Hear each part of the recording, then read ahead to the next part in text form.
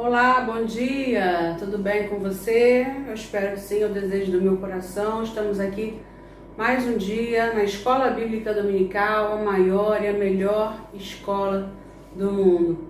Antes de tudo, vamos orar, vamos falar com o Senhor. Senhor, meu Deus e meu Pai, nós te louvamos e te agradecemos por tudo que o Senhor tem feito nas nossas vidas, pelas tuas misericórdias, pela tua mão sempre estendida, pronta a nos abençoar. Ó Deus, muito obrigada, Senhor. Nesse momento queremos pedir a tua bênção sobre as nossas vidas, especialmente agora, Senhor, sobre o estudo dessa lição. Ó Deus, fala conosco, fortalece, Senhor, as nossas famílias, os nossos casamentos, a vida dos nossos filhos, esteja abençoando, Deus. Dependemos totalmente do Senhor. Oramos agradecidos no nome poderoso de Jesus. Amém e amém. Bem, nós vamos estudar hoje sobre um assunto um tanto quanto difícil de falar, de se tratar, de se pensar, e para quem já passou por isso, muitas vezes até um assunto traumático, acerca do divórcio. O tema da lição de hoje é o divórcio e a quebra de uma aliança. Eu quero convidar você a pegar a sua Bíblia, nós vamos estudar baseados no livro de Mateus, capítulo 19, de 1 a 11. Mateus 19, de 1 a 11. Eu vou estar fazendo a leitura, você pode acompanhar aí na sua Bíblia. Diz assim a palavra do Senhor. E aconteceu que, concluindo Jesus esses discursos, saiu da Galiléia e dirigiu-se aos confins da Judéia, além do Jordão.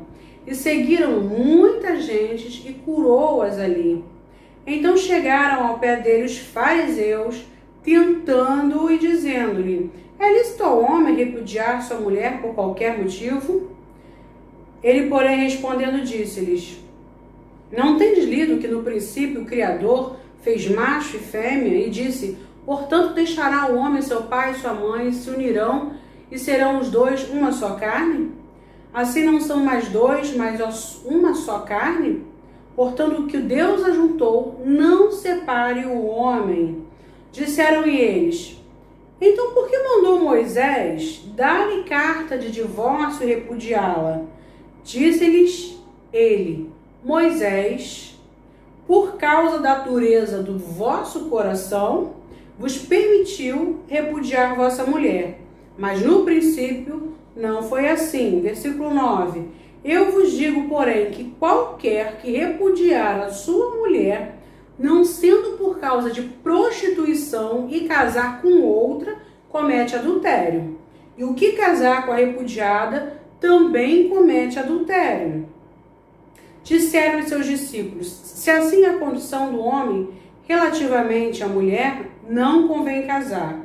Ele, porém, lhes disse: nem todos podem receber esta palavra, mas só aqueles a quem foi concedido.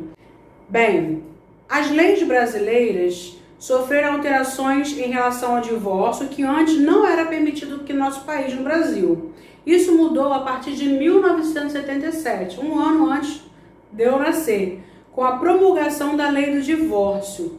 No entanto, o grande facilitador para a sua consumação, para a consumação do divórcio, veio com a emenda constitucional de 2010. Desde então, não havendo litígio, o divórcio pode ser concedido sem separação prévia. Então, antigamente, você tinha que ficar um tempo separado, separação de corpos, né? E aí depois você podia ter a carta de divórcio. A partir de 2010, isso não era mais necessário, né? Não é mais necessário se separar e esperar determinado tempo para se divorciar. Então hoje nós vamos ver o que a Bíblia diz sobre isso, sobre o divórcio, como a igreja deve se comportar em relação ao divórcio, as causas do divórcio. Vamos falar um pouquinho sobre esse assunto, como eu disse, um assunto polêmico, delicado, mas vamos lá. Vamos pensar aí no divórcio, as escrituras, o que a Bíblia fala sobre isso. Nós lemos o texto bíblico de Mateus, vamos já ver o que Jesus pensa. Já tivemos aí uma prévia com o texto, mas vamos falar um pouquinho sobre Moisés e o divórcio. Bem, a união permanente e íntima entre um homem e uma mulher é desenvolvida na Bíblia desde o Antigo Testamento como o propósito perfeito de Deus. Propósito perfeito de Deus. Homem e mulher e formação da primeira família. Mas, em decorrência do pecado de Adão e da dureza do coração do ser humano, a separação entre os casais vem marcando a história de muitas famílias. O número de pessoas que se divorciam é muito alto. Até porque existe uma frasezinha que muitos jovens, ou até pessoas mais maduras, às vezes até que vão para um segundo, um terceiro casamento, falam: se não der certo, eu me separo. E na realidade é isso que acontece, né? No primeiro grande desentendimento, cada um vai para o seu lado. E a gente ainda tem a questão da internet hoje, que facilita muito, porque se você não tem filhos, você pode separar pelo computador, né? Bem, mas foi com o objetivo de minimizar essa situação, porque as pessoas já estavam nessa, né, gente? Separando, chutando a mulher lá naquele tempo. Moisés estabeleceu algumas diretrizes em relação ao casamento e divórcio. Bem, o divórcio seria permitido, aqui está entre parênteses, tolerado, tá? Porque não é, tá, vai gente, se divorcia. Não é assim, seria tolerado, né? Se houvesse uma coisa indecente, possivelmente uma questão de natureza sexual, adultério, provavelmente, né? Então o marido daria a ela uma carta de repúdio, que era um documento por escrito, e despedia a mulher de casa. Essa carta concedia à mulher o direito de casar-se novamente com outra pessoa e possibilitava livrar-se do estigma do divórcio, da rejeição social. Se hoje, muitas vezes as pessoas olham para o divorciado com aquele olhar assim, diferente, né? Tipo assim, você é divorciado, sai para lá. Imagina naquela época, né? Muitos, porém, interpretavam a expressão coisa indecente como qualquer coisa fora do agrado do marido. Então existia lá, né, o que Moisés escreveu e as pessoas estavam interpretando de qualquer forma, né? Tipo, se ela não cozinha bem, eu vou dar carta de divórcio para ela. Se ela fala uma palavra que eu não gostei, eu vou me divorciar dela. Mas, lembra do texto que nós lemos? Foi com esse sentido que os fariseus perguntaram a Jesus se era permitido dar carta de divórcio por qualquer motivo. Outros, no entanto, limitavam a expressão coisa indecente somente aos casos de infidelidade conjugal. Então vocês veem aí, né, essa questão das situações. Que situações? Bem, é permitido eu me divorciar em que situações? Hoje em dia ainda é uma coisa que gera, né, alguma dificuldade, né? Que situação eu posso me divorciar? Será que uma incompatibilidade, o jeito dela ser, o jeito dele ser, e a gente não se entende? Ele é muito agitado, eu sou muito calma, ele é brigão, ele é irritado, né? Então eu vou me divorciar? Bem, Jesus e o divórcio. Os fariseus perguntaram-lhe se era lícito ao homem repudiar sua mulher por qualquer motivo, né? Essa pergunta foi extremamente maliciosa, porque eles queriam pegar Jesus em alguma coisa, né? Se Jesus dissesse sim, estaria opondo seus ensinamentos contidos na Torá, que é o Pentateuco, sobre a indissolubilidade do casamento. Se dissesse não, Jesus se colocaria contra Moisés, que havia permitido o divórcio mediante carta de repúdio. Olha que situação. Bem, Jesus declarou em resposta aos fariseus o que nós lemos lá em Mateus 19 e no versículo 3. As características do casamento ideal. Como a gente vem falando, a questão da monogamia, né? Deus criou macho e fêmea, homem e mulher, um homem para uma mulher para um homem, o ato público com dimensões sociais, o casamento civil, religioso, deixará pai e mãe, a união física heterossexual se unirá à sua mulher e a indissolubilidade do casamento. Serão dois numa só carne. Portanto, o que Deus ajuntou, não separe o homem. Jesus também declarou aos fariseus a causa primária do divórcio, a dureza do coração do homem. Quando há infidelidade conjugal, por exemplo, adultério, se um dos cônjuges, aquele que cometeu o adultério, se arrepender de verdade e pedir perdão, Jesus nos ensina a perdoar. Mas pela dureza do coração do homem, de não conseguir perdoar, várias coisas, não só adultério, mas outras coisas também. As pessoas estavam e até hoje continuam se separando. Mas no princípio não foi assim. A separação nunca esteve no coração de Deus. O casamento, sim, sempre esteve no coração de Deus, mas o divórcio, não. E a causa secundária do divórcio, em casos de prostituição, relações sexuais ilícitas, adultério. Nessa situação, Jesus reconheceu a possibilidade de um novo casamento. Mesmo quando ocorre infidelidade, a primeira opção é o perdão, como eu falei ainda agora. Deus, enquanto o marido, sempre esteve disposto a perdoar o povo israelita, não é? A gente conhece a história do povo de Israel, do povo se prostituindo com outros deuses, e quando se arrependiam, Deus estava pronto a perdoar. Deus, inclusive, ordenou ao profeta Oséias que perdoasse a sua esposa, que era infiel. Nós já estudamos sobre a esposa de Oséias, o casamento do profeta Oséias, que era casado com uma prostituta. E Oséias perdoou, assim como Deus perdoa a nós. Vamos pensar agora em Paulo e o divórcio. O que Paulo pensava sobre o divórcio? Bem, ele não tratou o assunto divórcio de modo exaustivo, Mas quando ele falava de casamento, ele falou muito sobre casamento, sobre família, sobre o dever do marido, da esposa, dos filhos, dos pais. Mas quando indagado pela igreja de Corinto sobre esse assunto do divórcio, ele reproduziu os ensinos de Cristo, como nós lemos em Mateus, e acrescentou mais um ponto, que viabilizaria o divórcio: o crente ser abandonado pelo cônjuge descrente. Então, se um cônjuge crente, digamos que a esposa seja crente e o marido seja descrente, se ela fosse abandonada, fazer o quê? Carta de divórcio. Bem, agora pontos fundamentais nos ensinos de Moisés, Jesus e Paulo.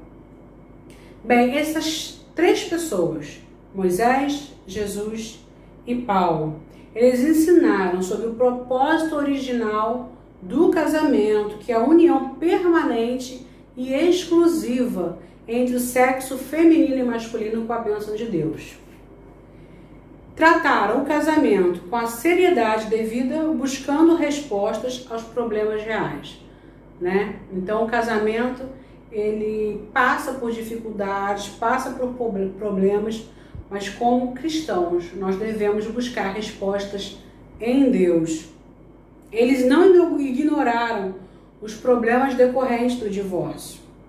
E mesmo que minimamente apresentaram possibilidades para o divórcio. Por quê?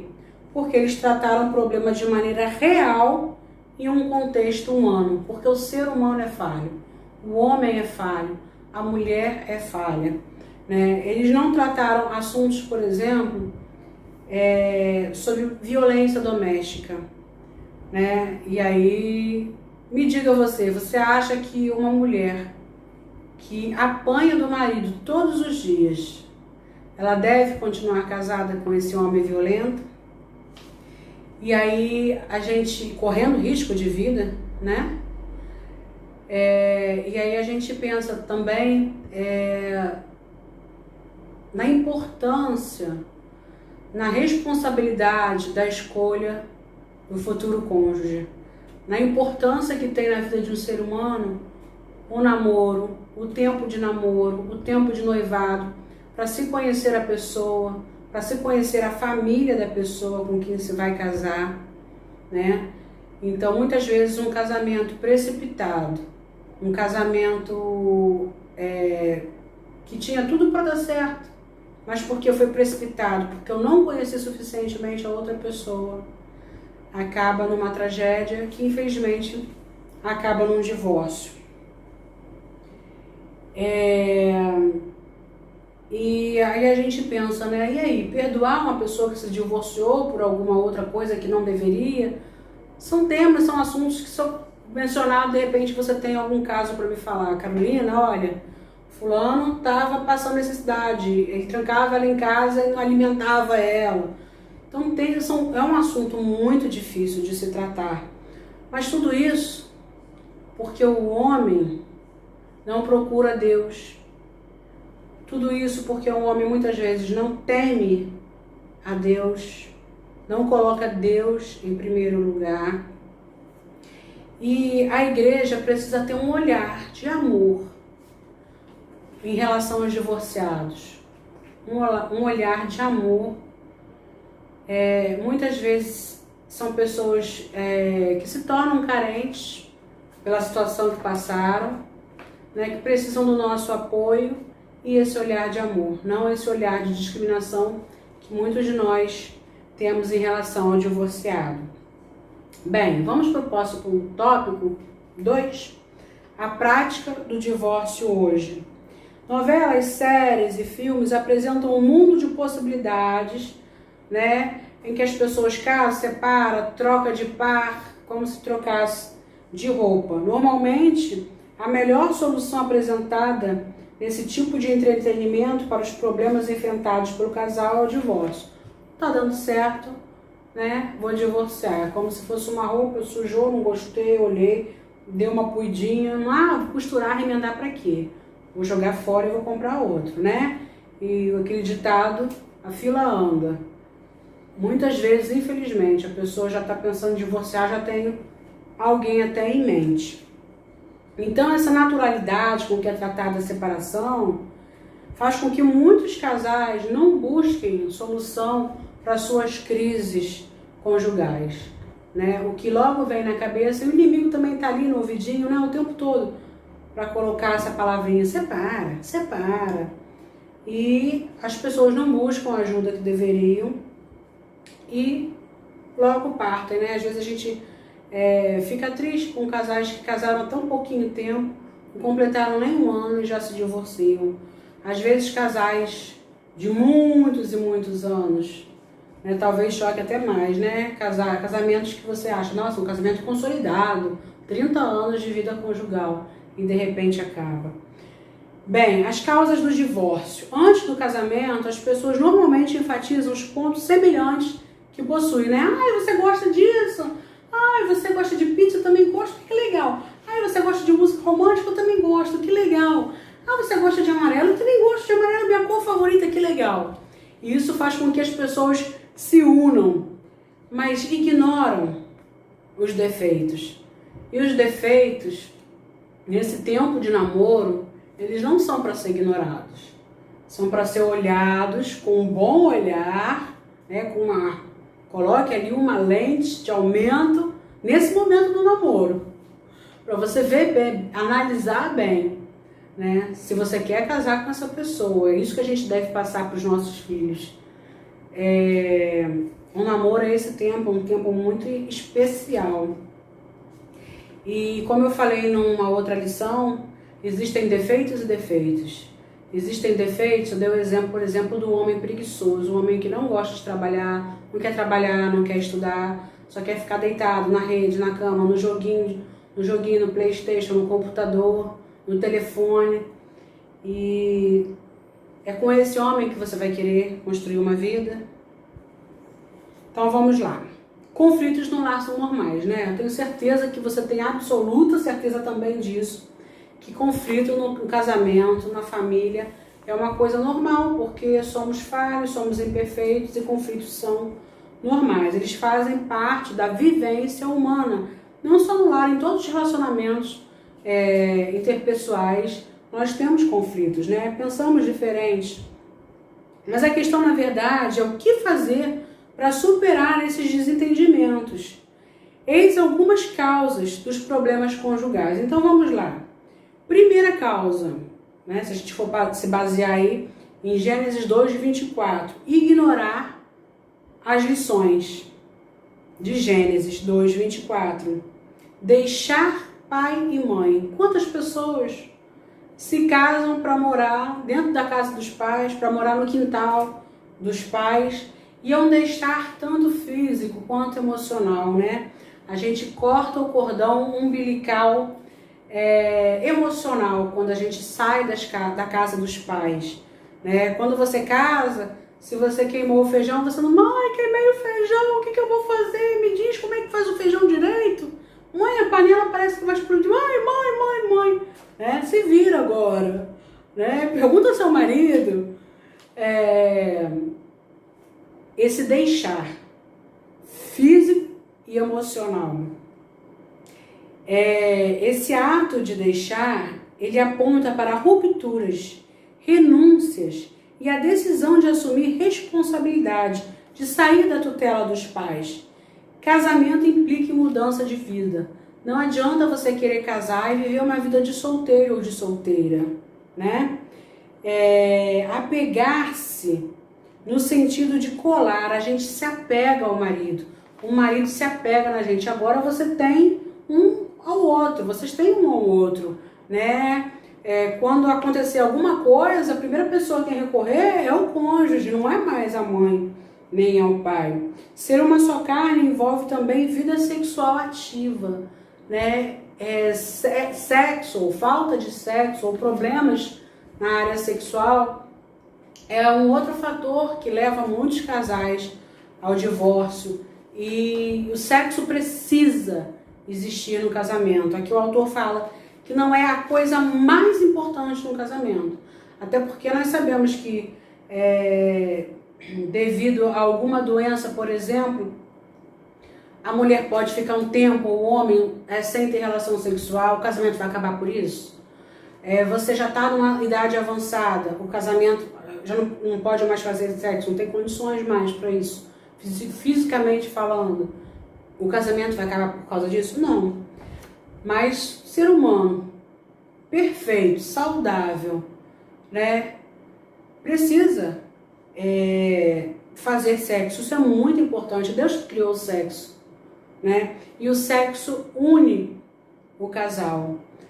Durante o ato sexual nós produzimos o hormônio do amor, a ocitocina, né, que dá essa sensação de completude, esse apaixonamento, né? Depois que você acaba de fazer o sexo, aquela sensação maravilhosa, devido a vários hormônios do prazer, do amor, vasopressina, por exemplo, ocitocina. Bem, dar lugar à soberba. Em um conflito conjugal, ninguém está 100% certo, 100% errado. Ah, não, nosso casamento acabou porque eu estava certo e ele estava errado. Tudo que ele fazia estava errado, ele estava sempre errado. Peraí, nunca ninguém está 100% certo ou 100% errado. E aí, a autocrítica é necessária. A gente precisa sempre fazer as paradas, né, na nossa vida e fazer avaliações. Eu conheço um pastor, não sei se ele vai assistir esse vídeo, não sei, mas ele falou que no começo do casamento dele, acho que no primeiro ano, nos 2 primeiros anos, todo mês ele fazia a esposa sentar do lado dele e eles respondiam um questionário. Não sei se era de nota 1, 2, 3, 5, ou se era bom, regular, excelente, sobre as diversas áreas da vida deles conjugal. Área sexual, financeira, diálogo, comunicação, enfim. E eles tinham todo mês que fazer essa avaliação, né? Eu achei muito interessante isso. Talvez não precisa ser dessa forma tão formal, mas a gente está sempre se analisando e sempre conversando sobre o relacionamento com o cônjuge. O diálogo é fundamental. É aquela história, né? A culpa é sempre da serpente, a culpa é sempre do outro, nunca é minha. Desconsiderar a unidade, outro grande erro também. Os ruídos na comunicação impedem o estabelecimento da comunhão e da harmonia, assim como os propósitos antagônicos e divergentes. Não é bom que cada um busque apenas os seus próprios interesses. Quantas vezes nós abrimos mão da nossa vontade em favor do outro, né? Tá bom, vai te fazer feliz, tá bom, eu vou com você em tal lugar, né? Tô lembrando do exemplo do shopping, né? Que a maioria dos homens detesta acompanhar a mulher ao shopping, né? O meu vai comigo feliz se a gente for somente para cinema e comer, né? Entrar em loja, para mim, para as minhas coisas, para ver roupa, ver sapato, nada, nem pensar, né? A gente entra em loja, se tiver que comprar um aparelho doméstico, não é eletrodoméstico, alguma coisa assim, vai com alegria. Aí é um programinha das meninas que eu falo. Aí vai eu e minha filha, aí Mariana, vamos pro shopping? Vamos. E aí vamos, entramos, fazemos aquela festa que mulher gosta, né? Experimenta um monte de sapato, experimenta bolsa, experimenta roupa, e entra nas lojas, e vê maquiagem, né? Programa de mulher. Mas quantas vezes o homem faz esse sacrifício pela mulher e nós mulheres fazemos determinados sacrifícios para agradar o nosso companheiro também? Sem que haja competição. Lembra que eu falei do jogo de ping-pong ou do jogo de frescobol? Nosso casamento é o jogo de frescobol. Nós somos parceiros, não somos competidores, né? No jogo de frescobol, a bola tem que estar sempre para cima. A gente não deixa a bola cair e não há vencedor nem perdedor, né? Os dois são vencedores.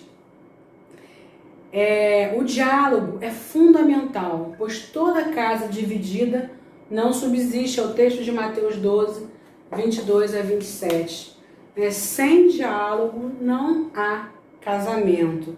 Não há casamento que aguente. Ele desmorona, né? Bem, a questão enfrentada com amor. O antídoto para vencer as dificuldades que surgem no casamento é amor. E aí você depois pode ler 1 Coríntios 13 e fala dos grandes desafios, das grandes coisas pelo que o amor passa e o amor vence, né? O amor sempre vence. E amar, quero lembrar vocês que amar é um mandamento, né? Meu marido sempre fala que se não fosse mandamento, né, é porque era fácil. Então não é fácil, é difícil. Então Deus mandou, Jesus mandou, amai-vos uns aos outros. E amar depende de decisão. Às vezes a gente acha, a gente floreia demais coisa que não é para florear, né? Que o amor é um sentimento que vem, que inunda, e um dia eu posso estar sentindo isso e depois eu não vou sentir mais, o amor acaba. Não. Amar é uma decisão. Eu decido amar todos os dias. Eu decido amar o meu marido. Todos os dias eu decido amar os meus filhos, né? Amar filho? Todo mundo ama filho? Não. Quantas mães, quantos pais não amam os próprios filhos e fazem tantas coisas ruins, né? Matam os próprios filhos, jogam da janela. Misericórdia. Bem, o terceiro tópico, o casamento é a necessidade de reafirmar seu valor, o desejo por mudanças.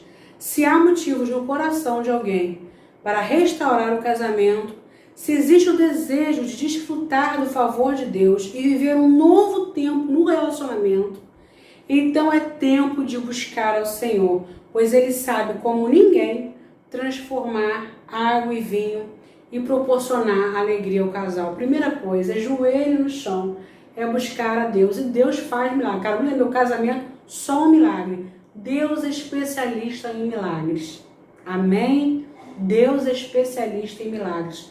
Ele pode fazer o milagre na sua vida, no seu casamento. O resgate de boas práticas. Às vezes, os cônjuges se acomodam com a rotina e determinadas práticas passam a ser consideradas normais. A rotina, gente, ela é massacrante, ela passa por cima da gente mesmo.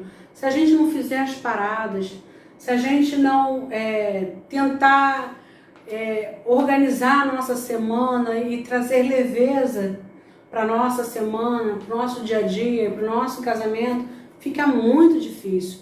Então aqui lembrar de falar eu te amo, durante o dia, telefonar, mandar uma mensagem, A mulher comprar uma coisa especial para o marido comprar algo especial. Essa quebra da rotina, poxa, não é sábado, mas vou chamar ele para dar uma volta, a gente vai dar uma volta de mãos dadas, vamos conversar, isso é tão bom. E a intervenção divina, toda ajuda é indispensável, como ministrações, conselhos pastorais, orientações de terapeutas de família, tudo isso colabora com o relacionamento conjugal. Contudo, é imprescindível que o casal permita a intervenção divina. Deus é o especialista por excelência e, além disso, está disposto a restaurar e abençoar as famílias. Eu tenho falado, se você vai procurar uma ajuda, ore, peça sabedoria e direção a Deus de quem você vai procurar essa ajuda. Olha para a vida dessa pessoa, é uma pessoa que tem vida com Deus, é íntima do Senhor, é uma pessoa de oração, é uma pessoa que não é fofoqueira, Afinal, você vai se expor, você vai abrir seu coração, a sua vida para essa pessoa. Se você procurar um profissional que seja crente, servo, um psicólogo, temente ao Senhor, isso é fundamental. E para a gente concluir, eu quero reforçar que o divórcio não nasceu no coração de Deus, o casamento é que nasceu no coração de Deus. E o diabo, ele busca atacar as famílias com um propósito principal, a destruição da sociedade, a destruição do ser humano. A ruína da sociedade antediluviana, por exemplo, lá no tempo de Noé, foi antecedida por casamentos realizados fora do padrão divino. Lembra da história de Noé?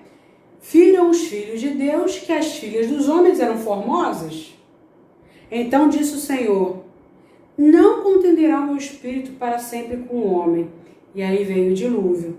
Por esse motivo, a igreja do Senhor diz não a todos os ataques contra a família, uma instituição criada pelo próprio Deus. Então fizemos aqui uma passagem, temos uma volta sobre esse tema, que, como eu falei, é um tema difícil, não é fácil, mas que você possa sempre estar em primeiro lugar colocando Deus na sua vida, à frente do seu casamento, não se esquecendo de serem íntimos do Senhor e cônjuge com cônjuge, do diálogo, da importância do diálogo, da conversa, do respeito, de ceder sempre que for possível, do amor, do sexo, de uma vida sexual ativa e saudável, são ingredientes indispensáveis para um casamento feliz. Que Deus abençoe a sua vida grande e poderosamente. Fica na paz. Amém?